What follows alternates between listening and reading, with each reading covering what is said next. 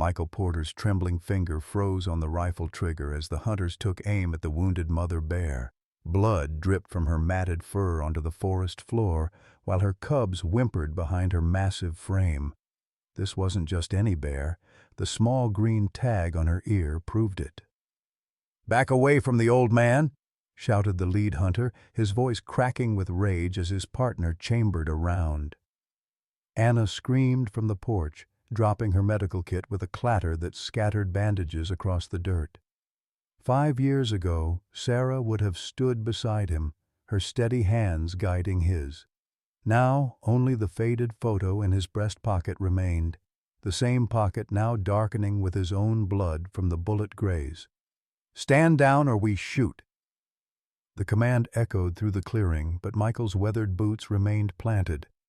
How had rescuing a trapped bear turned into a standoff that might cost him everything? And after 70 years of running from the truth, could Michael finally face the consequences of what he'd done? Leave a like and share your thoughts in the comments along with the city you're watching from now. Let's continue with the story.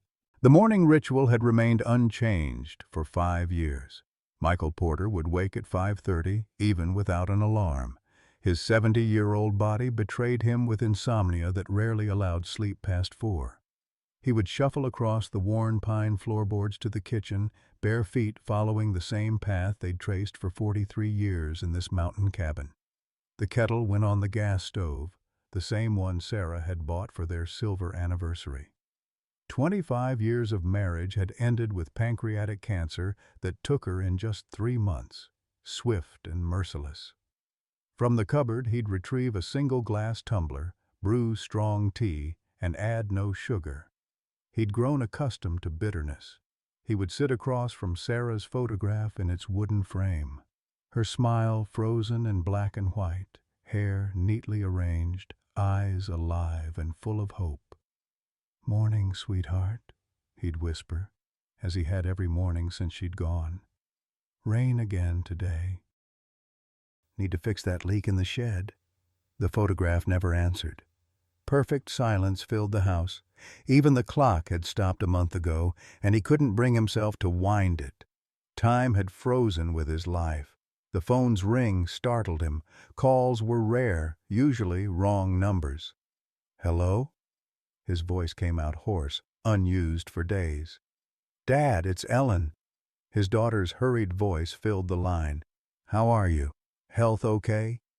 "Fine, Ellen. You?" "Busy. Work's crazy. Listen, I need to run. Patient's waiting. Don't get sick, okay?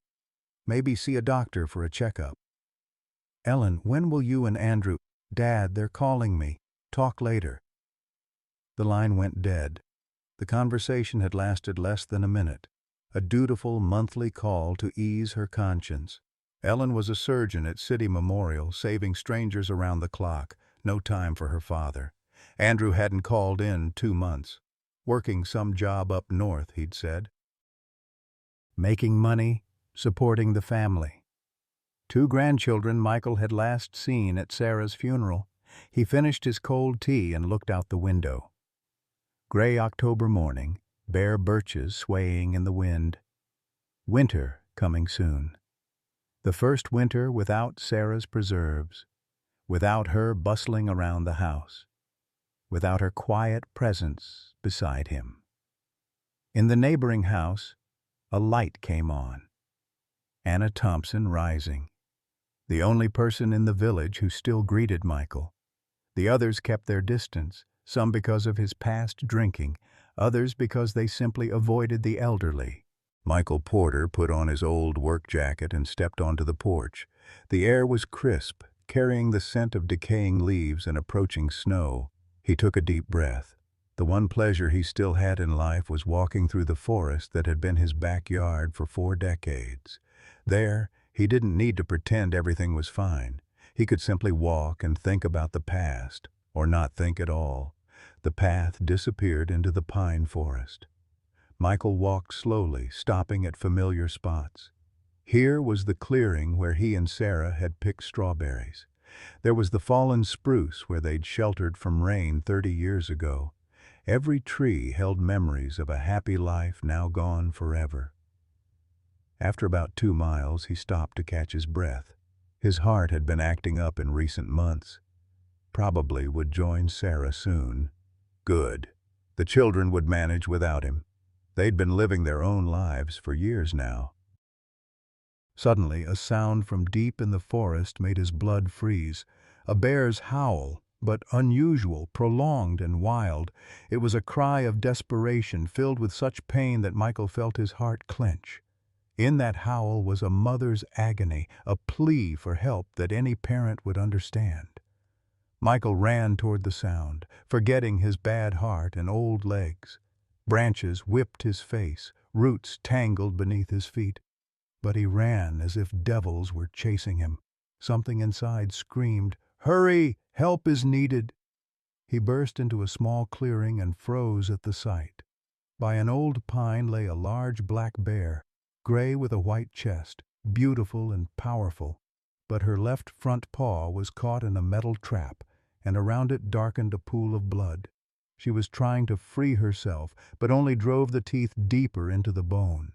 Beside her, pressed against her warm side, squealed 3 small cubs. Gray balls the size of kittens, eyes not yet open. They were seeking milk, nuzzling their mother's fur, not understanding why she couldn't feed them. The bear raised her head and looked at Michael. There was no aggression in that gaze, only pain, exhaustion, and boundless maternal concern. She looked at him exactly as Sarah had looked before her death in the hospital room, pleading, hoping for help that no one could provide anymore. "My God," Michael whispered, dropping to his knees.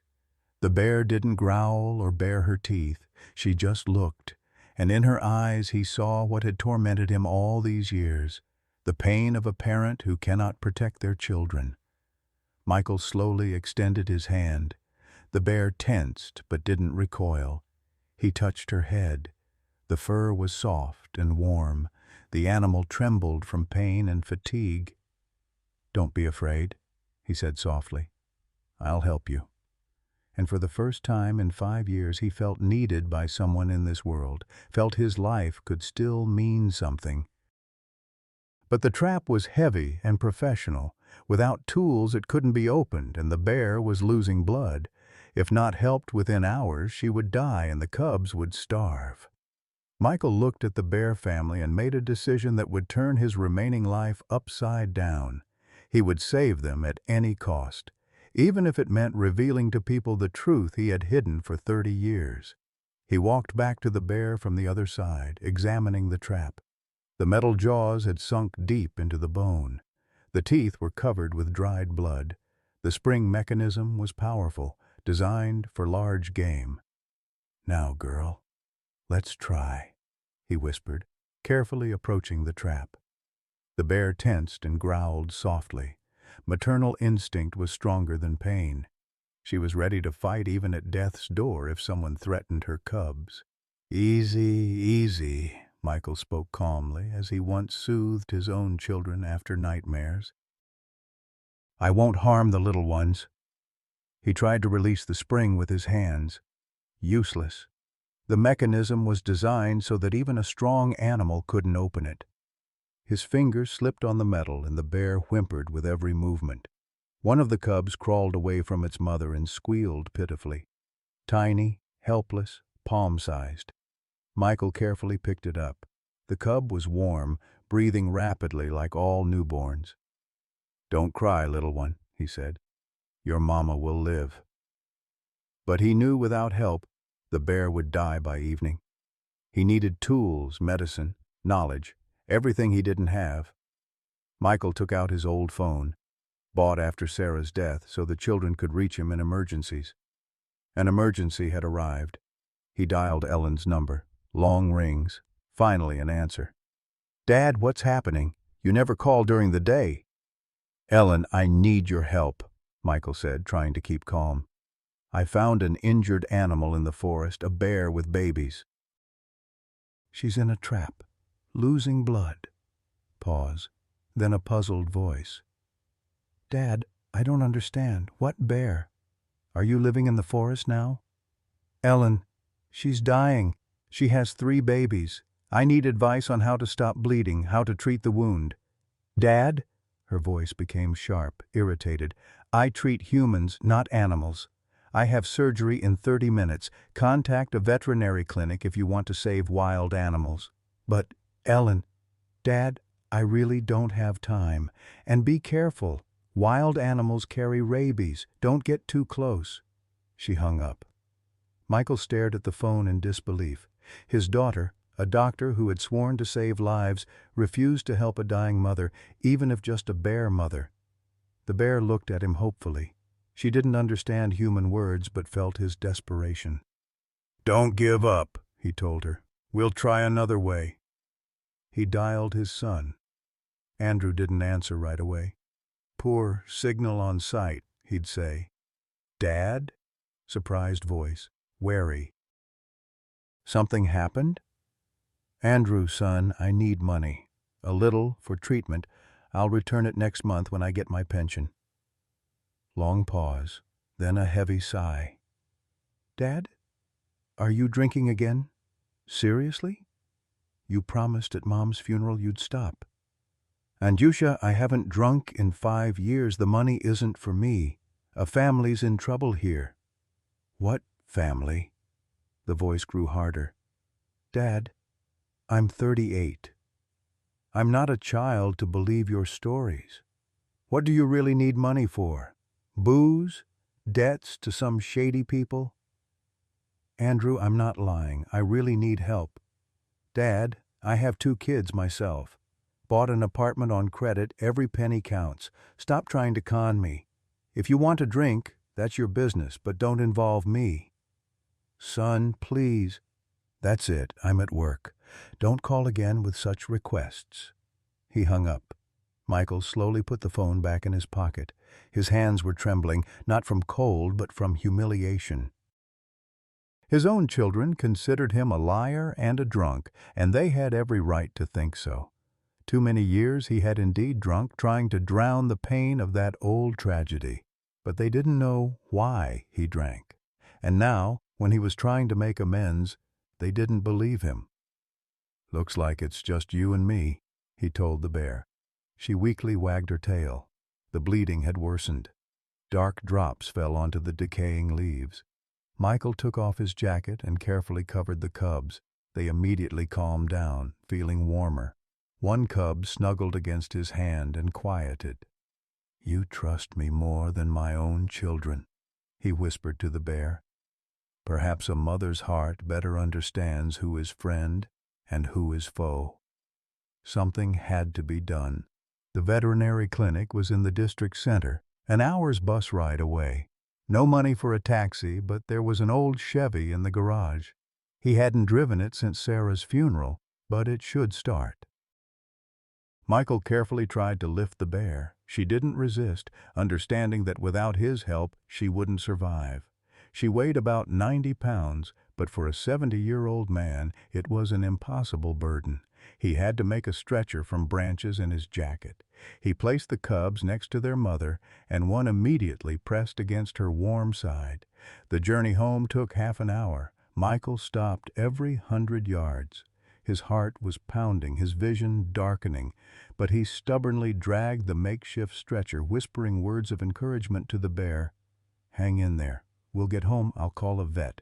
We'll find a way to save you. Anna Thompson was waiting at his house.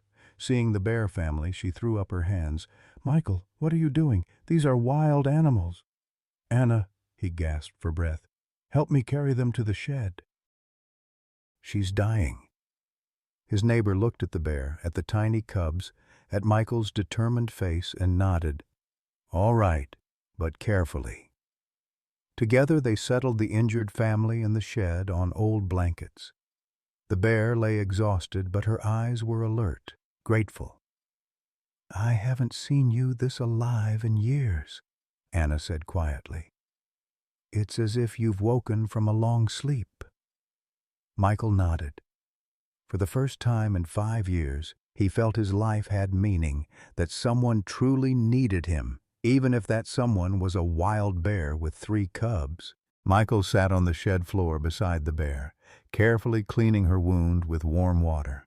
He still couldn't remove the trap. The metal jaws gripped the bone firmly, but he managed to stop the bleeding by tightly bandaging the paw with clean cloth. The bear lay quietly, occasionally whimpering in pain. When Michael touched the wound, she tensed but didn't snap. She seemed to understand this man wanted to help. "Hang in there, girl," he whispered, changing the bandage. "Tomorrow we'll go to a vet. He'll remove the trap properly." One of the cubs crawled away from its mother and whimpered pitifully. The little one was tiny, eyes still closed, but already feeling hunger. The mother was too weak from blood loss to feed them. Michael remembered how 30 years ago he had bottle-fed his own children, Ellen and Andrew, at night when Sarah was too exhausted to wake up. Those times now seemed so distant and happy. "Anna Thompson," he called to his neighbor, who was bustling in the kitchen. "Coming," she replied, appearing at the shed door with a tray. She had brought milk and found baby bottles in a storage closet. "Left over from my grandchildren," she said.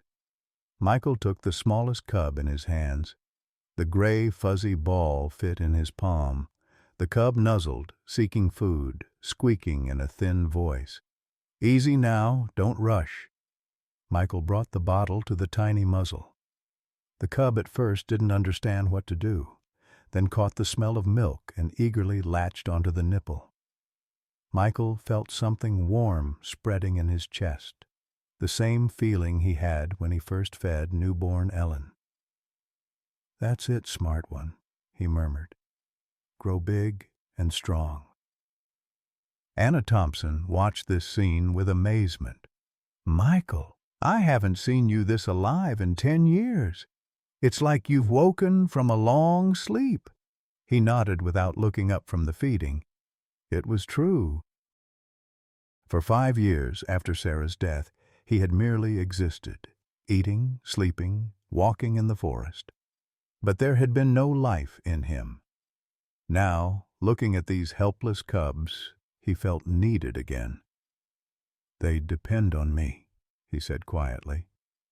"No one else will help them." After feeding one cub, he took the second. This one proved more active, immediately grabbing the nipple and starting to suck, amusingly wrinkling its tiny muzzle. "This one's going to be a fighter," Michael smiled. "Already showing character." The mother bear raised her head and looked at him. There was no fear in her eyes, only gratitude. She saw that this strange man was caring for her children, and it calmed her. "I need to run to the pharmacy," said Anna Thompson. "Get antibiotics, painkillers, or infection will set in." "No money for medicine," Michael admitted. "We'll find money. My pension is decent, and the grandkids help. But the neighbors are wagging their tongues." Michael looked up. "What are they saying?" "Just nonsense. That you've completely lost your mind, messing with wild animals. Mary Peterson was telling everyone yesterday at the bench how she saw you dragging wolves into the house." "Let them talk," Michael said wearily. "I don't care." But that wasn't true. He did care. He was already considered strange in the village. For 5 years he had lived like a hermit, not talking to anyone. Now they'd say he had finally gone crazy. The third cub turned out to be the smallest and weakest. It took the nipple poorly. Milk leaked from its mouth. Michael patiently fed it drop by drop, stroking the tiny back. "Come on, little one, don't give up," he whispered. "Mom's waiting for you to get stronger." It took over an hour. When all the cubs were fed and asleep next to their mother, Michael felt as tired as if he'd been unloading freight cars. But it was a pleasant fatigue from useful work. Anna Thompson brought medicine and helped give the bear painkillers. She swallowed the tablets obediently, as if understanding it was for her own good. "Strange thing," Anna said thoughtfully. "A wild animal trusts you like a domestic one." "She's a mother," Michael replied. "A mother's heart feels who is friend and who is foe, better than people do." In the evening he went out to the yard to get some air. The day had been hard but good. For the first time in years, he had a purpose: to save the Bear family, to give them a chance to survive. Anna Thompson washed the bottles and was preparing to leave. "Michael, aren't you afraid? They're predators after all. They could attack when they grow up." "They won't attack," Michael said confidently. "They'll remember I saved them. Animals don't forget kindness. Unlike people," he thought bitterly. His children had forgotten all the good he did for them. They only remembered the bad, the drinking, the shouting, the indifference. Yet he had loved them. He just didn't know how to show it. After Anna left, Michael stayed to check on the Bear family. The cubs were snuggled up together, while the mother dozed but kept her ear alert. Maternal vigilance didn't switch off even in sleep. "Good night," he whispered to them. "Tomorrow will be better." Leaving the shed, he noticed something odd. Fresh footprints marked the path to the house, men's boots, large size.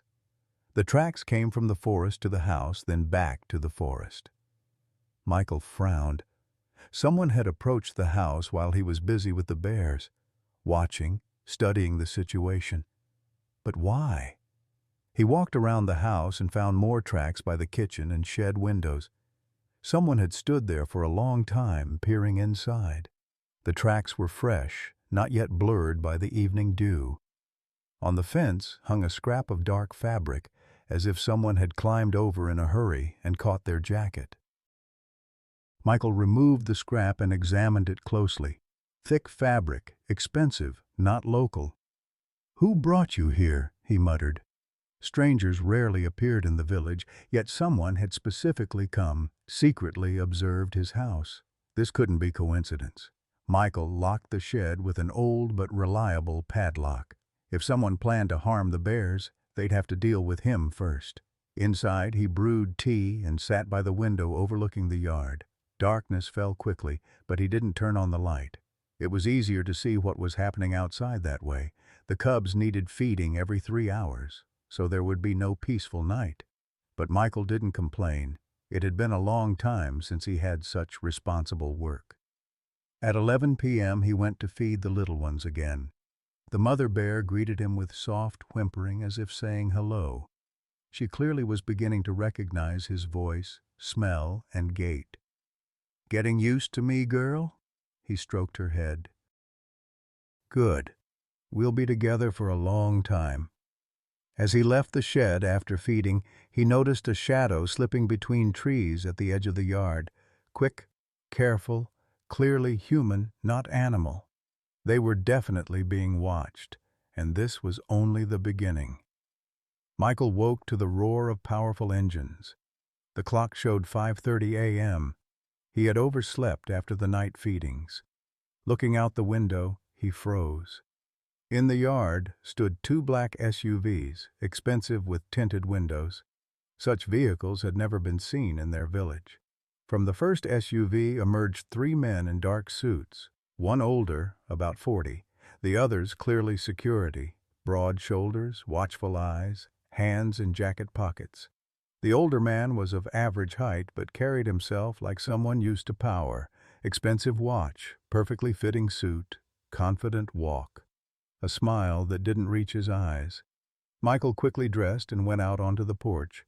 The bear in the shed howled softly, sensing strangers. "Michael Porter?" asked the older man, approaching. "Stanley West. I represent Evergreen Development Corporation. May we talk?" "Talk," Michael replied dryly. West surveyed the yard, house, and outbuildings. His gaze was calculating, assessing. His security men positioned themselves to control all approaches to the house. "Beautiful place you have here," West began amicably. "Forest nearby, clean air. We're developing eco-tourism in this area, building vacation resorts for city folks, cottage communities. So, your property is in a very interesting zone for us. We're prepared to buy it at a good price." West took an envelope from his pocket. "Here's our offer. The amount will pleasantly surprise you." Michael didn't even take the envelope. "Not for sale." "Won't you even look?" West was surprised. There's a very decent sum there, enough to buy an apartment in the city closer to your children. I said not for sale, Michael repeated firmly. I built this house with my own hands 30 years ago. My wife is buried here. I'm not leaving. West nodded understandingly, but annoyance flashed in his eyes. I understand sentiment. But think practically. At your age, it's better to live closer to medical care, to shops. What do you have here? Loneliness? Road problems in winter? From the shed came the bear's soft howl. She was anxious. Too many strange voices near her cubs. West became alert. What's that sound? Dog, Michael answered shortly. Strange bark your dog has. One of the security men went to the shed and peered through a crack between the boards. Mr. Porter, do you know that's a bear? A whole family of bears. West turned sharply to Michael. You're keeping wild predators. That's extremely dangerous. They're injured animals, Michael said calmly. I'm treating them. Treating? West laughed, but the laugh was cold. Mr. Porter, bears aren't kittens. They can attack, bite. And if they escape and attack children in the village, do you understand what responsibility you're taking? The bear in the shed growled low, threateningly. She sensed hostility in the voices and was preparing to defend her offspring despite her injured paw. She feels your mood, Michael observed. Animals understand better than people who is friend and who is foe. West took a step back. Fear flashed in his eyes, the ancient instinctive fear of man before predator. Listen, his voice hardened. I'm trying to resolve this issue amicably, offering a fair price without coercion. But if you're harboring dangerous animals here, that's already a problem for the whole area. They don't bother anyone. Not yet, West said meaningfully. But accidents can happen. Bears escape, attack livestock people. Then we'll have to call wildlife control, police. Lots of problems. Michael understood this wasn't a warning, but a threat. This man was ready to orchestrate an accident if he didn't get what he wanted. Think about our offer. West stuffed the envelope into Michael's jacket pocket without asking permission. You have a week. After that, the situation might become more complicated. And if I still refuse? West smiled, the same cold smile. At your age, there are many health problems. Heart, blood pressure. Stress is very harmful to elderly people. Better to avoid unnecessary worry. One of the security men stepped closer to the shed. The mother bear sensed the threat and howled louder, urgently, as if calling for help. She's calling her pack, said the guard. If there are other bears nearby... There aren't, Michael cut him off. And don't approach the shed. You're right, agreed West. No need to provoke the animals. We're leaving now. He headed for the cars, but at the gate turned back. Mr. Porter, I sincerely want to help. There are good nursing homes in the city where they'll take care of you, and these animals, their place is in the forest, not near people. My place is here too, Michael firmly replied. We'll see, West muttered, getting into the car. Michael sat on the floor of the shed next to the bear, carefully washing her wound with warm water. The trap still gripped her paw, the iron jaws clamped tightly to the bone. He'd managed to stop the bleeding by wrapping the paw with clean fabric, but he knew infection was a real threat. The bear lay quietly, occasionally whimpering in pain. When Michael touched the wound, she tensed, but didn't snap at him. It seemed she understood this human was trying to help. Hold on, girl, he whispered, changing the bandage. Tomorrow we'll go to the vet. He'll remove this trap properly. The cubs needed feeding every few hours. Michael had established a routine, warming milk and filling baby bottles. The cubs were growing remarkably fast. The largest one, which Michael had started calling Boss in his head, was already trying to stand on wobbly legs like a drunk. Look at this fellow, Michael told Anna Thompson, who had come to help with the feeding. He's going to be the leader of the pack." Boss did indeed show character. He was the first to grab the bottle, pushing aside his brothers, demanding attention. The middle cub was calmer, while the smallest, the runt, was the most affectionate, enjoying being petted. "You're raising them like children," smiled Anna, watching Michael patiently feed the smallest cub. "I remember when Ellen and Andrew were this small," Michael sighed. The memory was bittersweet. Back then he'd been a different man. "That was different," he said softly. "Back then I was still human, not whatever I am now." "And what's that?" Anna asked sharply. "Michael, stop beating yourself up. 30 years of torment should be enough." Michael froze with the bottle in his hands. Anna had never spoken directly about knowing his secret, but from her tone, he realized she knew and had known for a long time. "What do you mean?" he asked quietly. "About what happened on October 30th, 1993, on the highway near Pine Creek." Michael went pale. The cub in his arms sensed the feeding had stopped and squeaked pitifully. "You know," he whispered. "Yes," Anna replied calmly. "I was working as a nurse at the district hospital then.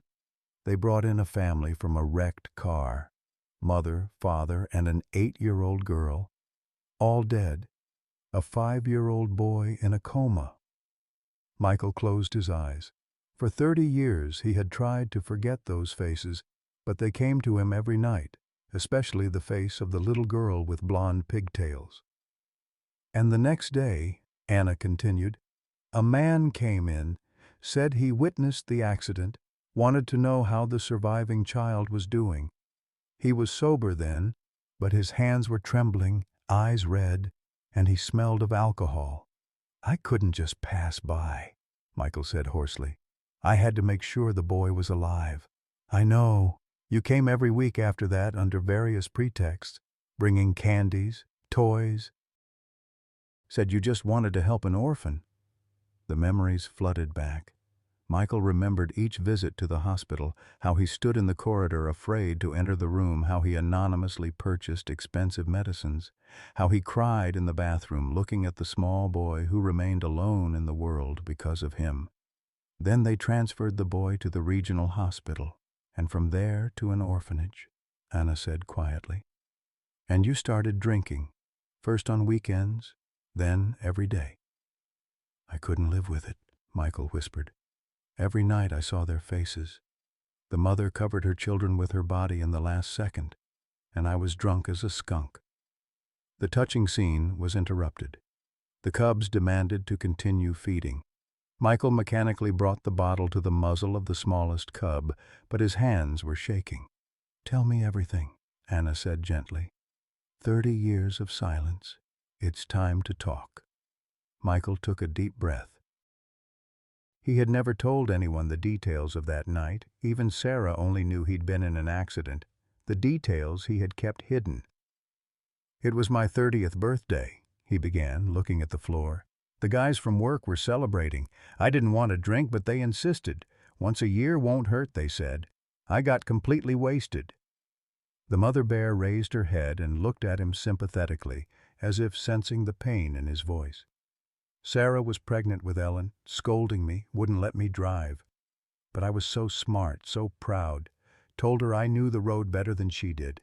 Got behind the wheel and drove off. There was fog on the highway, no visibility." "And what happened?" "I was driving fast, music blasting loud. Didn't notice when an oncoming car tried to pass right toward me. I reacted too late, jerked the wheel aside. Their car flew into the ditch, flipped several times." Michael fell silent, reliving that moment again. The sound of tearing metal, screams, then terrible silence. "I stopped, ran to them. The mother was already dead, the father too. The girl, she was still moving, looking at me and whispering something, and the boy was crying, calling for his mom." "Did you call an ambulance?" "I was going to. Took out my phone, started dialing, but then realized I was drunk. If the cops came, it would mean immediate loss of license. Prison. I had a pregnant wife, a good job. Michael covered his face with his hands. The worst part wasn't the accident itself, but what happened next.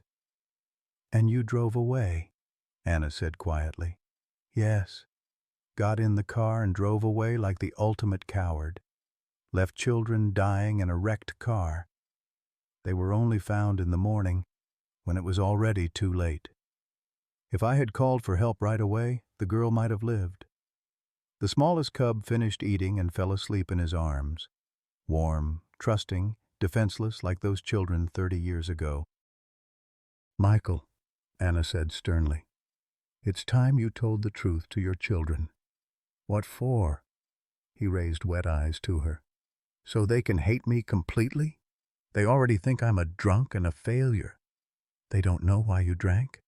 They think you're just weak, couldn't handle life. But you drank from grief, from guilt. Those are different things. What difference does it make?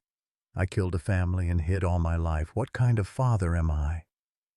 The mother bear suddenly rose and approached him. She lay down beside him and put her head on his knee. This gesture of trust and sympathy nearly brought Michael to tears. "See," said Anna. "Even a wild animal understands you're a good person, but your own children don't. She doesn't know I'm a killer. But she knows you saved her life and are ready to give yours protecting her cubs. That's also the truth about you, Michael. Not just the accident." Michael stroked the bear's head. She trusted him unconditionally. Maybe because animals don't have prejudices, they judge only by actions here and now. "I'm afraid to tell them," he admitted. "Afraid they'll stop talking to me completely." "And do they talk much now?" Anna smiled bitterly. "Once a month by phone?" "Michael, you're 70 years old. How much time do you have left? 5 years? 10? Do you want to die with this secret?" He didn't answer, but understood she was right. He needed to find the courage to tell his children the truth. The whole truth, about what he had done and how he had suffered afterward. Then they could decide what kind of father he was. Michael woke to the anxious whimpering of the mother bear. The clock showed 3:30 a.m., still dark, but something had disturbed her. He quickly dressed and ran out into the yard. The first thing he saw was a deep pit by the gate, freshly dug, carefully camouflaged with branches and leaves. Had he walked out in the dark without noticing the trap, he would have broken a leg. "Bastards!" Michael whispered through clenched teeth. He searched the property with a flashlight and discovered 3 more traps. One by the porch, 2 near the shed. The metal jaws were covered with something dark, probably to prevent them from gleaming in the sun. The traps were set professionally. They knew where to place them for maximum harm. One was right on the path Michael used to carry water to the cubs. But the most frightening discovery was by the shed. On the ground lay pieces of meat, fresh, appetizing smelling. Michael sniffed one piece and immediately detected the characteristic odor of rat poison. "They want to poison the bears," he muttered. He collected all the poisoned meat in a bag and burned it in an old barrel. The smoke was acrid, with a chemical aftertaste. Good thing he found it in time. Just a bit longer and the cubs might have ventured out of the shed for a walk. The mother bear greeted him with anxious, whimpering. She sensed danger. Maternal instinct wouldn't give her peace. The cubs pressed against her, also disturbed. "It's all right, girl," Michael reassured her. "The bad people are gone. I'll bring breakfast now." But as soon as he left the shed, he heard a desperate squeak. He turned around. The middle cub had squeezed through a crack in the boards and was heading straight for one of the traps. "Stop!" Michael shouted and rushed toward the cub. He grabbed the little one a second before it stepped on the trigger mechanism. The iron jaws snapped in the air. Another moment and the tiny paw would have been crushed.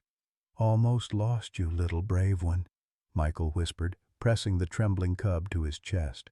The cub was warm, fuzzy, trustingly nuzzling into his neck, completely helpless, dependent on his protection, and someone wanted to kill it. Michael returned the cub to its mother and sealed the crack in the boards. Now it was impossible to escape outside. But keeping growing cubs confined for long was also impossible.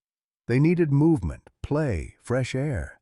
Something had to be done about the threat. Go to the police. But who would believe that someone was hunting him because of wild animals?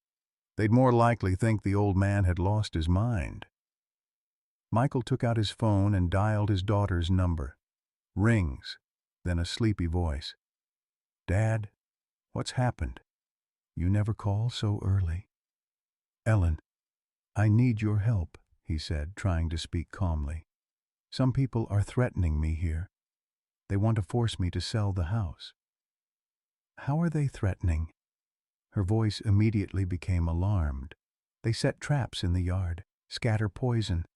I nearly got maimed this morning." A pause, then a disbelieving question. "Dad, is this really not because of your animals? Maybe the neighbors are unhappy you're keeping bears?" "The neighbors have nothing to do with it. These are serious people with money. They want to buy my land, and I refused. So sell it," Ellen said simply. "Dad, you really would be better off moving to the city. What are you doing alone in the forest? And these bears of yours? Normal people don't live like that." Michael felt something clench in his chest. His doctor daughter, who should understand pain, spoke about his rescued animals as if they were a burden. "Ellen, I can't abandon them. They'll die without me." "Dad, they're wild animals. They should live in the forest, not in your shed. Take them to a zoo or somewhere else." "A zoo?" Michael smiled bitterly. "A bear with a broken paw? Cubs I'm bottle feeding? They'd euthanize them on the first day. Then contact Animal Protection Services." "Ellen, I need your support, not advice." Michael exploded. "I'm your father. They're trying to drive me out of my home, and you're saying sell it and move." Silence. Then a cold voice. "Dad, I don't understand what you want from me. For me to come to you?" "I have work patients give you money? But you said yourself they're offering a good price for the house." "I want you to understand your father isn't crazy. I'm doing the right thing, saving living creatures." "Dad," Ellen said tiredly, "you've been doing the wrong things all your life. Drinking, yelling at Mom, at us. Now you've got wild beasts in the house. Maybe it's time to stop and live like everyone else." Michael slowly hung up. His daughter considered him a failure who had made wrong decisions all his life. And in some ways, she was right. The decision 30 years ago was indeed wrong. He dialed his son's number. Andrew answered gruffly. "Dad, I asked you not to call at work."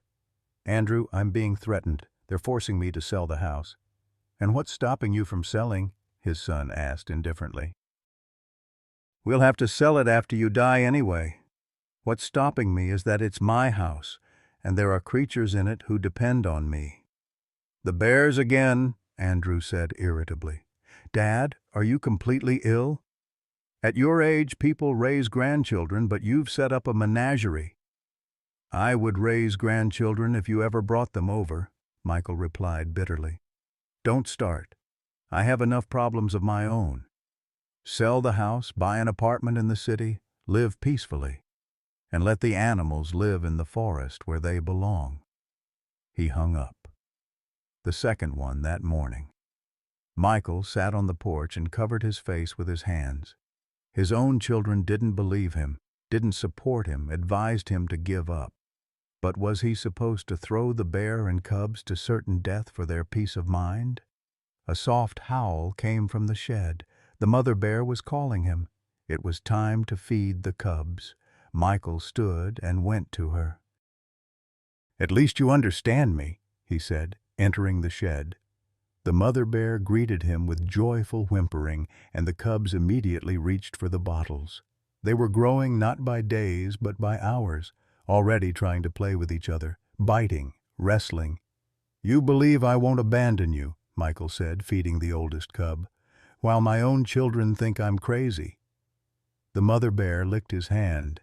This gesture of trust and gratitude meant more than all the phone conversations with his children. Michael knew if he gave up now, he would betray not just the bears. He would betray himself, his attempt to atone for an old sin with a good deed, and that he couldn't allow, even at the cost of completely severing ties with his family. That evening, Michael made a discovery that changed everything. While checking the bear cubs after feeding, he noticed something he hadn't seen before. On the mother bear's ear was a small green tag, a wildlife tracking marker. He looked closer. The tag had a number and a familiar name. Project Aurora S. Porter. Sarah Porter, he whispered in disbelief. His wife had been a passionate wildlife conservationist before they married. She had worked on the Aurora Project, tracking black bears in Oregon. Could it be possible? This bear, this specific bear, had been tagged by Sarah years ago. With trembling hands, Michael took out an old album. There, in a protective sleeve, was Sarah's field notebook. He flipped through it until he found what he was looking for. A photo of a young bear cub with a green ear tag, the same ID number. "My God," he breathed. "Sarah saved you once. And now—" It wasn't coincidence. It couldn't be. The bear had come full circle, finding her way back to the Porter family in her moment of greatest need. Michael felt a chill run down his spine. Sarah had always believed animals remembered kindness across generations.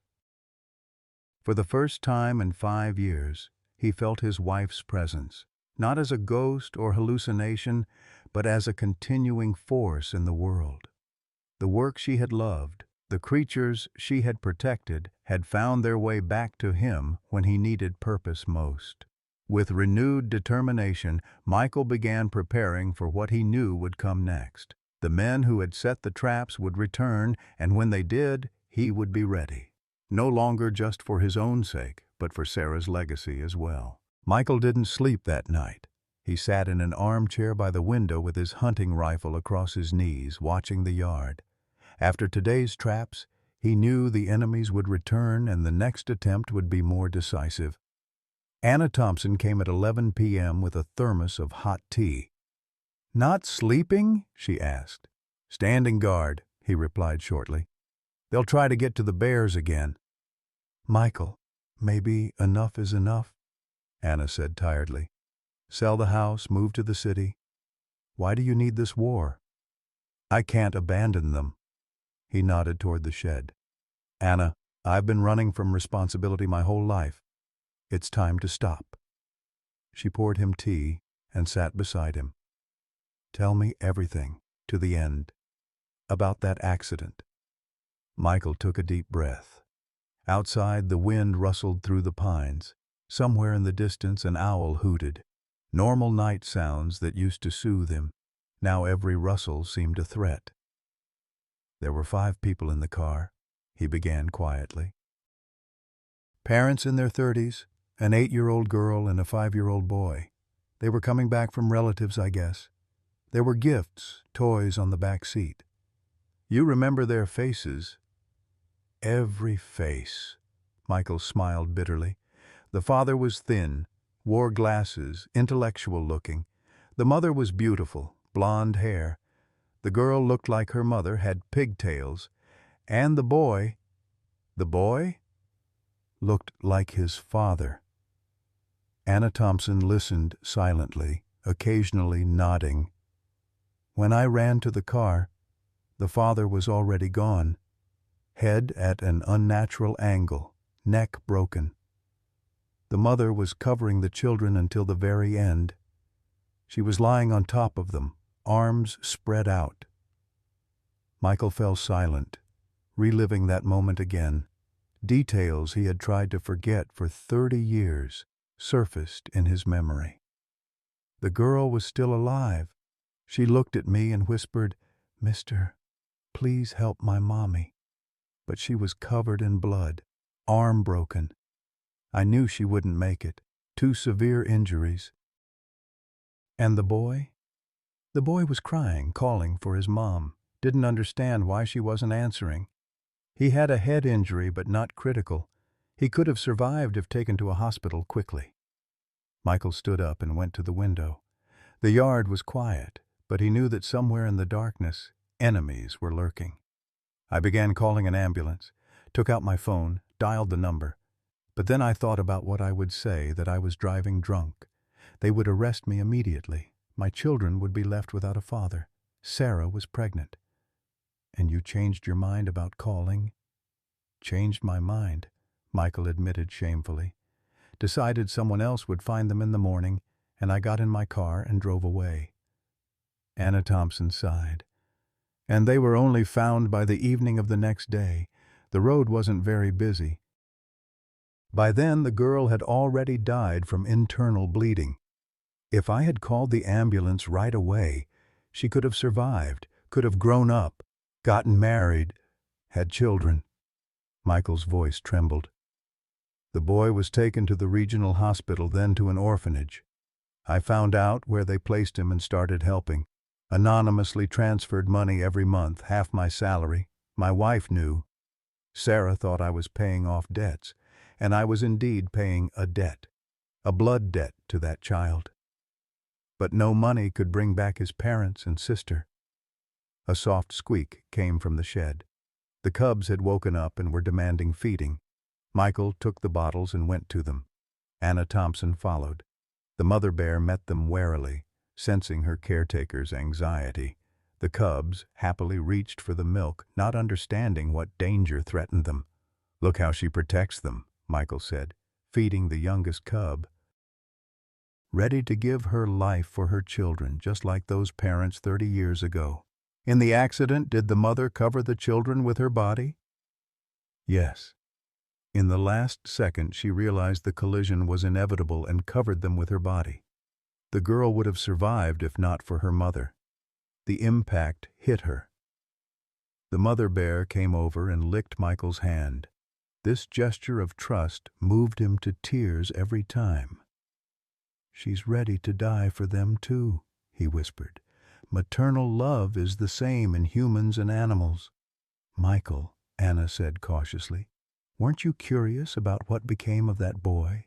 How his life turned out?" "I was," he nodded. "Until he was 18, I transferred money to the orphanage. Then I found out he was admitted to a university, switched to its scholarship fund. He was capable, studied well. And then the trail went cold. He changed his last name after the orphanage, took his caretaker's surname. I couldn't find him anymore." Michael fed all the cubs and carefully laid them next to their mother. The little ones quickly fell asleep, but the mother bear continued to keep watch. "You know what the worst thing is?" he said, returning to the house. "I thought money would redeem my guilt, that if I helped the orphan, I would be less guilty for his family's death. But it didn't work. Nothing can redeem the death of innocent people, especially children. I killed an 8-year-old girl who could have lived a whole life." Michael sat in his chair and took up the rifle again. It was a long time until morning, and enemies could attack at any moment. "That's why I can't abandon these bears," he said. "They're defenseless, like those children 30 years ago. And if I betray them, I'll finally become a true killer. What about your children? They should know the truth. They should. But I'm afraid that after this conversation, they'll stop talking to me altogether." "Michael," Anna Thompson said quietly, "that boy, are you sure you don't know who he became?" Something in her tone alarmed him. "Why do you ask?" "Just curious. After all, he's living somewhere, maybe nearby. Fate could have brought him back to these parts." Michael looked at her intently. "Anna, you know something." "I only know what I saw at the hospital myself. The boy's name was Stanley. Stanley West." Michael's heart skipped a beat. Stanley West, the very businessman who wanted to buy his house, who threatened him and the bears. Could it be possible? "Anna?" he asked hoarsely. "That boy from the accident?" "I don't know," she said quickly. "Just a strange coincidence of names." But Michael already understood it wasn't a coincidence. It was retribution that had been seeking him for 30 years and finally found him. "You're not telling me everything," he said, seeing her tense expression. "What else, Anna?" She sighed deeply, as if finally deciding to reveal a long-held secret. "Michael, I think it's him. Stanley West has been buying properties all over the county for 3 years, but only in this area. He's looking for someone. For me. For the man who left him to die. The records of your accident are sealed. Sarah made sure of that when she was still working in the court, but someone leaked the location, that the driver who fled lived near here. And now he's found me." "No." Anna shook her head. "He's narrowed it down. Testing people's reactions, creating pressure. A guilty man would run, sell everything, and disappear, but you're standing your ground, protecting helpless creatures. Not exactly the profile of a heartless killer who abandoned dying children." "Exactly. But he needs to be sure." Michael couldn't sleep all night. The name Stanley echoed in his head like a death knell. Could that small boy he had left to die in a crushed car have grown up and now come for revenge? At 7 a.m., Anna Thompson came to him. Her face was serious. In her hands was an old cardboard folder. "Michael, I need to show you something," she said, sitting at the table. "I didn't sleep all night going through old papers." "What's in there?" "Documents from the orphanage. I worked there for 5 years after the hospital, from 1995 to 2000. Anna opened the folder and took out a yellowed photograph. It showed an orphanage, a group of children of various ages on the steps of an old building. In the front row sat a boy about 7, skinny, serious, with large dark eyes. "This is him," she said quietly. "Stanley West. That became his name after he took the surname of his caretaker, Olivia West." Michael took the photograph with trembling hands. The boy looked into the camera without smiling, an adult, sad gaze. Such eyes shouldn't belong to a 7-year-old child. He remembered the accident. "Everything," Anna nodded, "down to the smallest detail. He told how his mom covered him and his sister with her arms, how long he called for help in the darkness, how cold it was lying next to his dead parents." Michael closed his eyes. He imagined little Stanley lying for hours in the wrecked car, waiting for help. And help didn't come because the one who could have called for it had run away like a coward. What else did he say? That he saw a man who approached the car, a tall man who smelled of alcohol, stood nearby for several minutes, then left. The boy screamed after him, begged for help, but the man didn't turn back. "He'll recognize me." Anna took out another document, a medical record. Stanley had a head injury, temporary memory loss. He didn't remember the face clearly. It was dark, foggy, but he remembered the voice.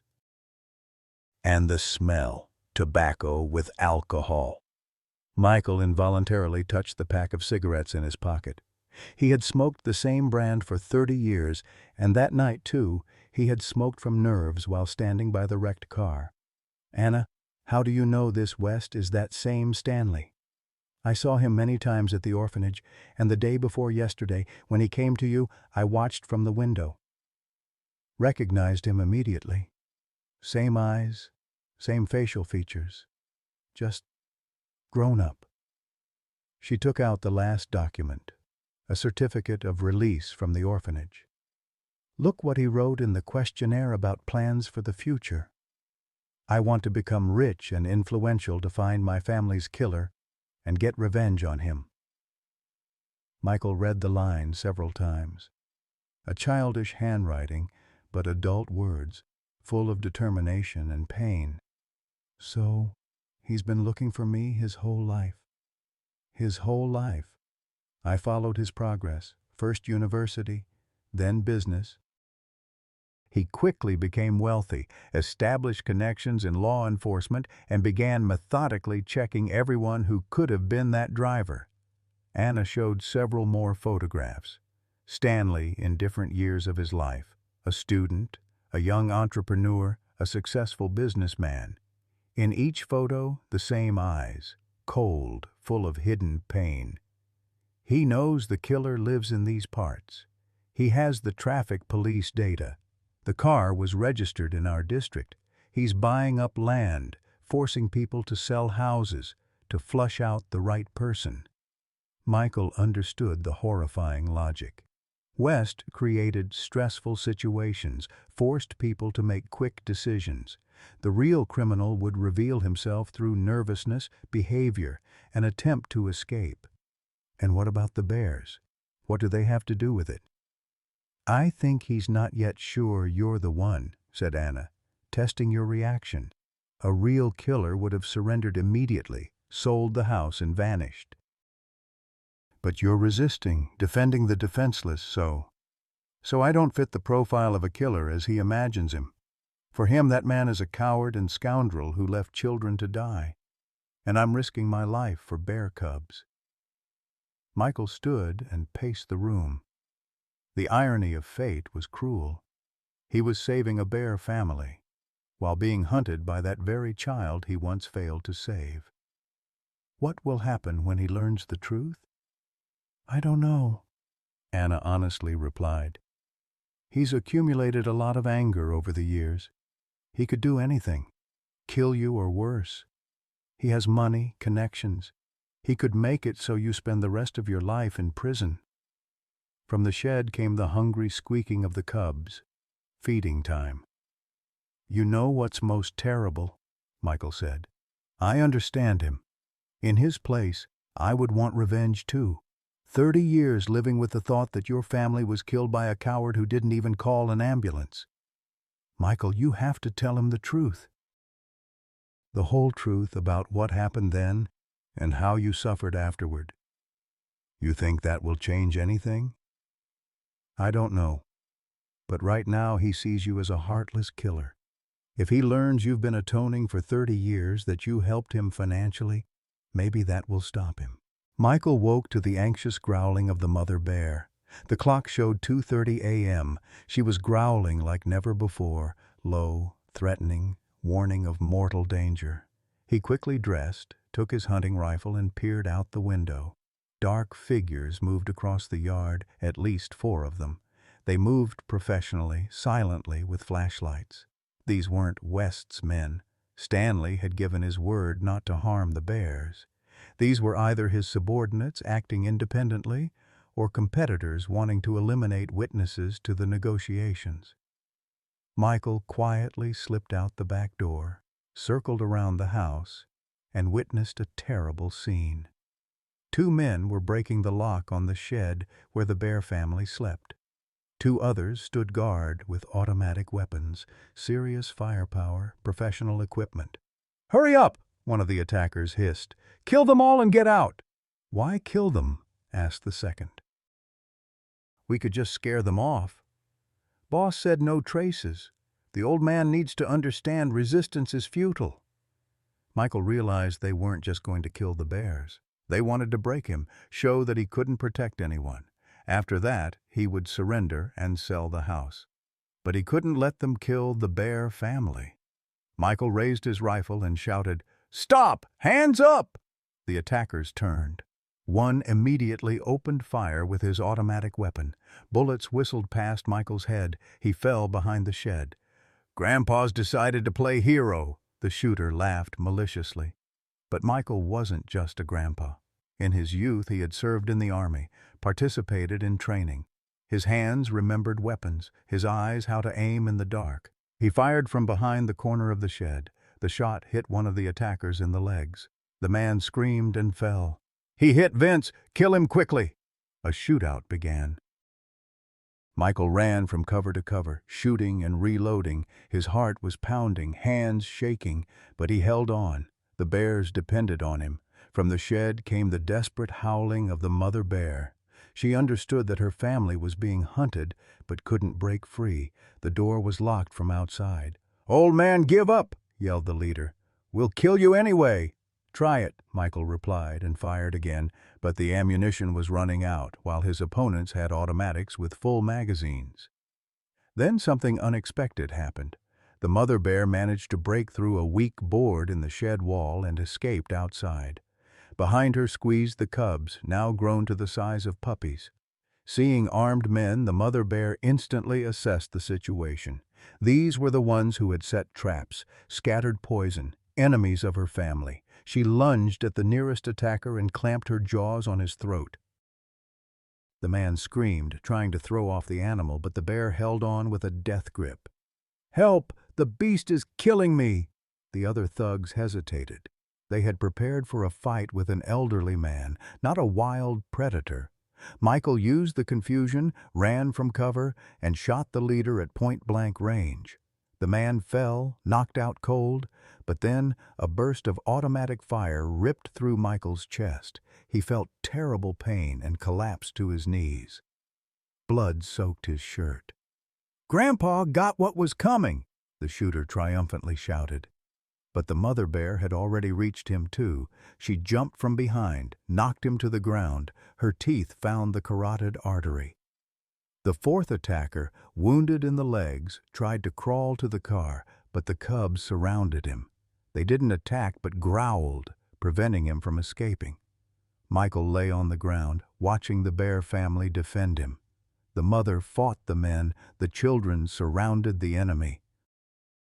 Like a real family, all for one. "Good girl," Michael whispered to the bear. "Protected your children."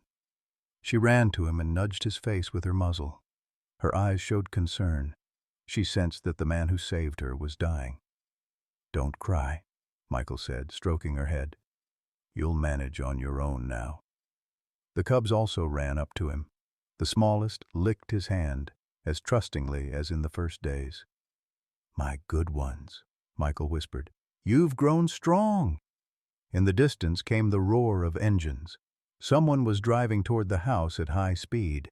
Michael thought, maybe more thugs? Then the bears are finished. But Ellen, Andrew, and West jumped out of the cars. They heard the shooting and rushed over. "Dad!"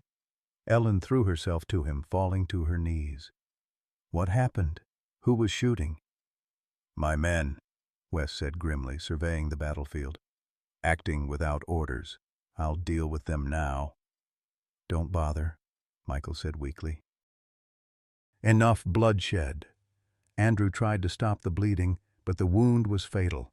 The bullets had hit his lungs and liver. "Dad, hold on," Ellen wept. "We'll call an ambulance. They'll save you." "Too late, sweetheart," Michael smiled. "But I don't regret it. For the first time I protected those who needed protection." The bear lay down beside him, placing her head on his chest. The cubs settled around him like around a father. "Look," Michael whispered. "They're not abandoning me like a real family." "We won't abandon you either, Dad," Andrew said through tears. "I know now. I know." Michael closed his eyes. His breathing grew fainter. "Ellen, Andrew, I was a bad father. But in the end, I tried to be real." "You are a real father," Ellen sobbed. "You always were. We just didn't understand." "Now I'm a real father," Michael whispered. "Protected my children." He looked at the cubs one last time. They gazed at him trustingly, not understanding what was happening. "West," he called, barely audible. "Yes? Promise. Don't let them be hurt." "I promise," Stanley said firmly. Michael smiled and closed his eyes forever. The mother bear howled softly, mournfully, saying goodbye to the man who had become more than a savior to her, a family member. And over the forest, dawn was breaking, illuminating a strange scene. A dead old man, weeping children, a wild bear with cubs, and a man who had searched for vengeance for 30 years, but found understanding instead. The funeral was quiet but well attended. The entire village came to say farewell to Michael Porter, even those who had avoided him for years. Death accomplished what life could not. It united people around the memory of a man who died protecting the defenseless. Ellen and Andrew stood by the coffin, holding hands. For the first time in many years, they felt like true siblings, united not only by blood but by understanding who their father really was. "He looks peaceful," Ellen said quietly. For the first time in many years, peaceful. Finally found peace. "Atoned for his guilt," Andrew nodded. Stanley West approached them. In his hands was a wreath of white roses, expensive, funereal. His face was serious, but not hostile. "Accept my condolences," he said quietly. "Your father was the best man I've ever known." Ellen looked at him in surprise. "But you hated him." "I did," West admitted. "For 30 years I hated him. But in these last days I understood. He changed, became who he should have been all along." He placed the wreath by the coffin and stepped back. "Mr. West," Ellen called to him, "what happens now? Will you go to the police?" West shook his head. "What for? Your father redeemed his guilt, and I wasted a life on hatred that resurrected no one." Andrew approached him. "We learned the truth too late. Didn't understand why father was so distant. Thought he just didn't love us." "He loved you very much," West said convincingly. "I saw how he spoke about you.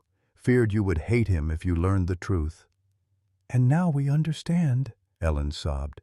"He sacrificed everything for us, worked 2 jobs, gave away half his money, and we thought he was just a failure."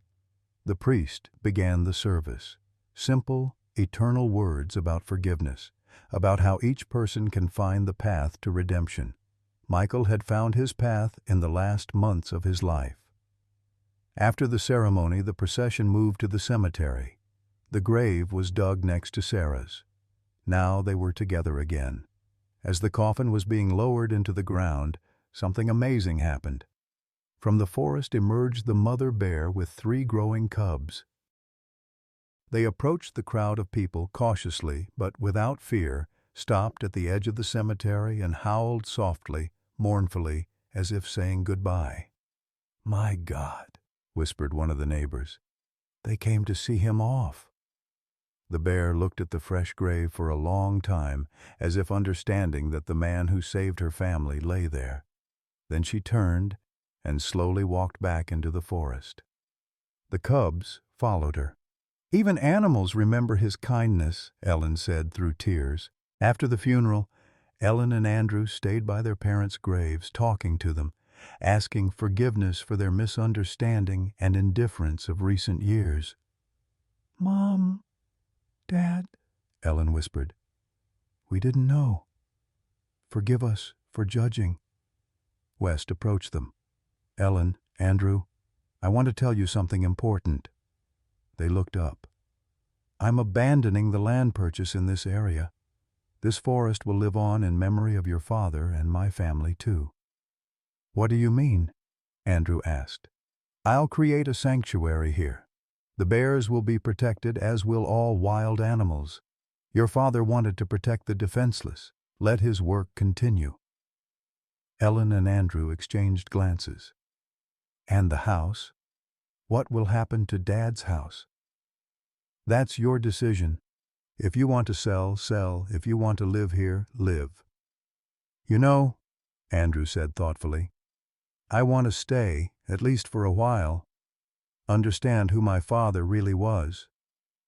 "Me too," Ellen nodded. "I'll take leave, spend a month here." "And we need to put the house in order, sort through things. We need to continue his work," Andrew added. A week after the funeral, Michael's children moved into their father's house. Ellen took extended leave. Andrew arranged for remote work. First, they set up a proper shelter for injured animals in the shed. It turned out there were many animals in the area suffering from poachers and traps. Anna Thompson helped them, telling them what Michael had been like in recent years. "Your father was a very lonely man, but when he found these bears, it was as if he came alive. For the first time in years, he had a purpose in life." "We realized too late," Ellen sighed. "Better late than never," the old woman said wisely. After a month, West visited them, bringing documents for creating the sanctuary and a puppy. "It's from the local shelter," he said, handing the pup to Ellen. "Thought the house needed a guardian." The puppy turned out to be a mixed breed, half dog, half wolf. Smart, loyal, with unusual amber eyes. "What should we name him?" Ellen asked. "Michael," Andrew said without hesitation. "After Dad." West stayed for dinner. They sat at the same table where Michael had once dined alone. But now the table was full. Children, grandchildren, Andrew had brought his family friends.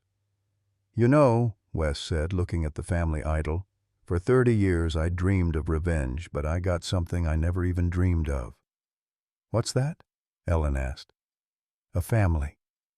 People who understand me. A place where I'm expected."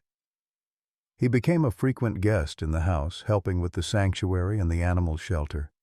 Gradually, the ice in his heart, accumulated over years of loneliness and hatred, melted.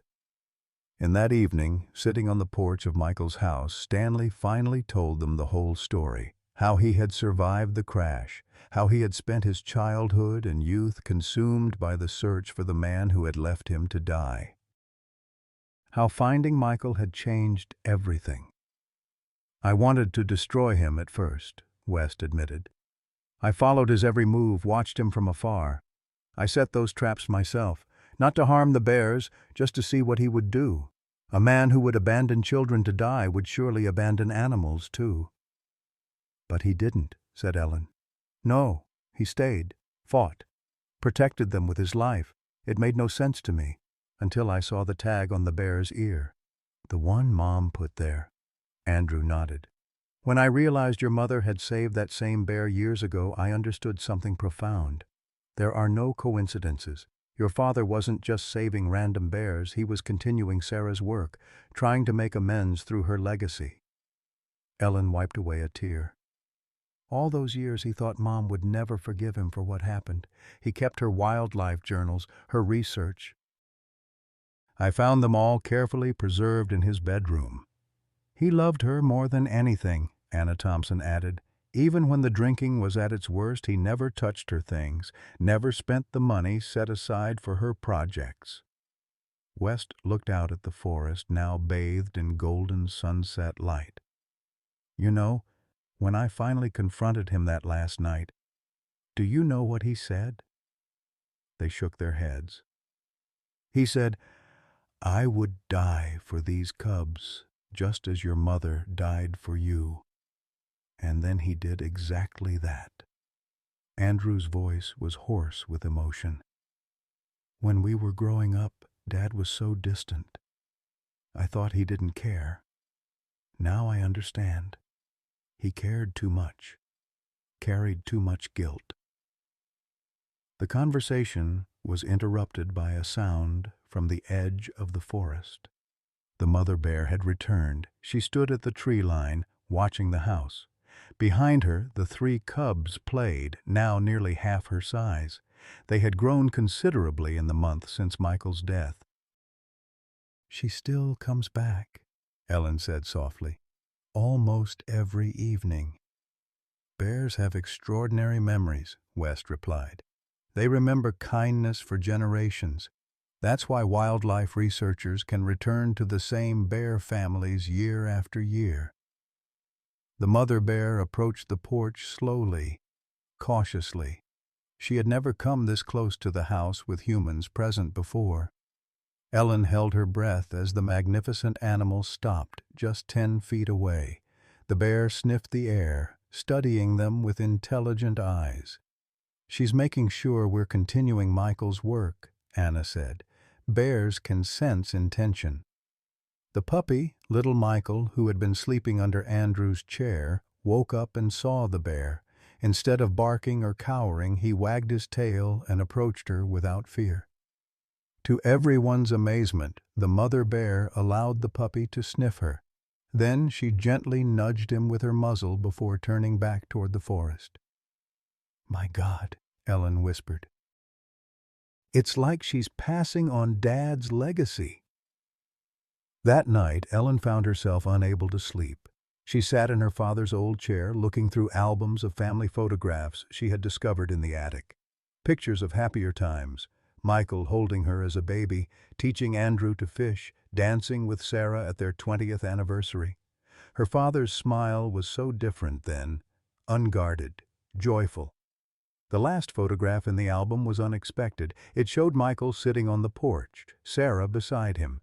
In the background, barely visible at the forest's edge, was a black bear cub. The same bear, Ellen realized, who now had 3 cubs of her own.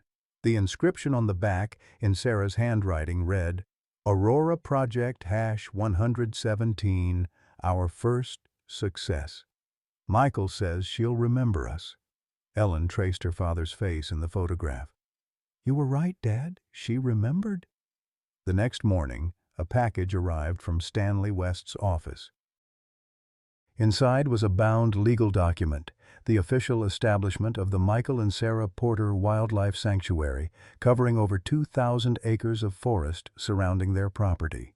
A note was attached. Some debts can never be repaid. Some gifts can never be returned.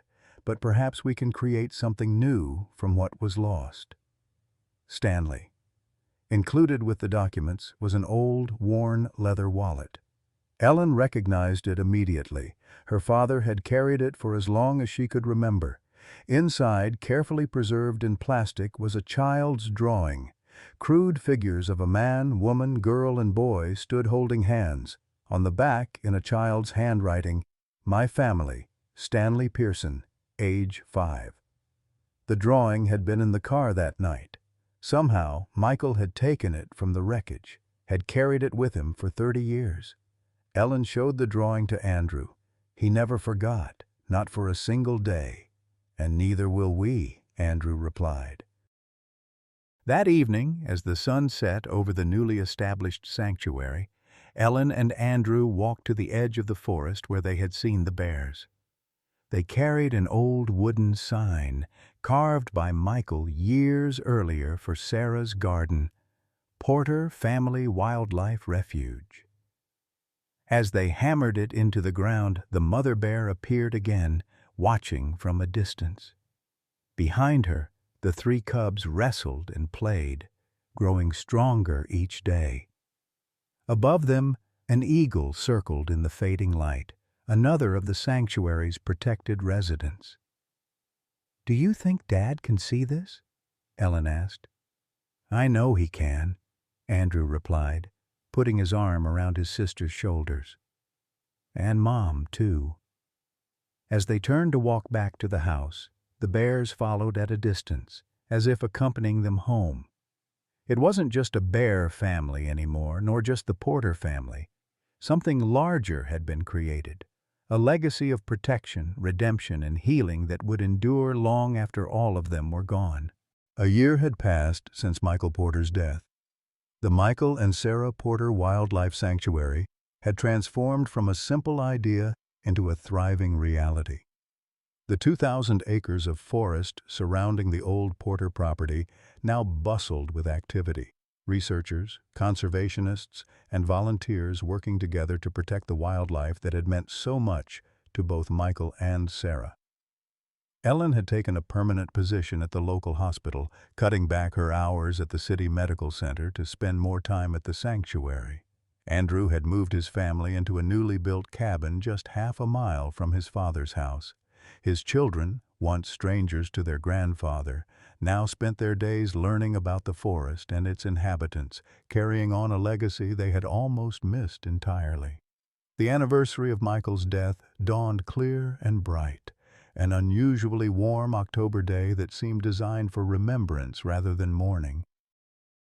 At the small cemetery on the edge of the property, people began to gather.